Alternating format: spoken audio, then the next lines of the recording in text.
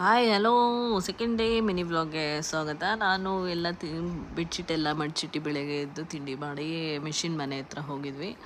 ಅಂದರೆ ಅಲ್ಲೇ ಹತ್ರದಲ್ಲಿರೋದು ನಿಂಬೆಕಾಯಿ ಗಿಡ ಎಲ್ಲ ನೋಡಿ ಆಸೆ ಆಯಿತು. ನಮ್ಮ ಮನೆ ಹತ್ರ ನಾವು ಹಾಕ್ಕೋಬೇಕು ಅಂದ್ಬಿಟ್ಟು ಎಳ್ನೀರು ಬಂದ್ಬಿಟ್ಟು ಕೆಳಗಡೆ ಕೈ ಹಿಡ್ಕೋ ಜಾಗದಲ್ಲೇ ಇತ್ತು. ಅದರ ರೋಟಿ ಕುಡ್ಲು ತೊಗೊಂಡು ಕೀಳಲೇಬೇಕು. ಮಿಷಿನ್ ಮನೆ ಎಲ್ಲ ಕ್ಲೀನ್ ಮಾಡ್ತಾಯಿದ್ರು ಅಮ್ಮ ಮಾಮ ಎಲ್ಲ.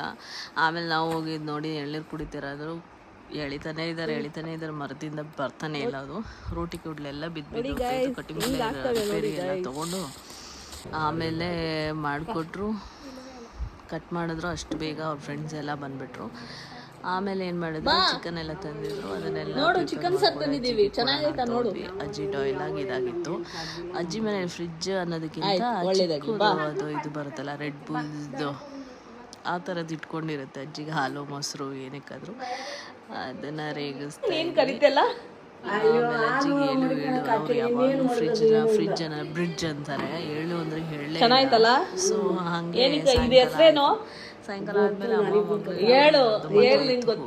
ನಾನಂತೂ ಮನೇಲಿ ಇದ್ದೆ. ನಮ್ಮ ತಾತರು ಟವಲಲ್ಲಿ ಏನೋ ಪುಕ್ಕ ಕಿತ್ಕೊಂಡು ಕೂತಿದ್ರು.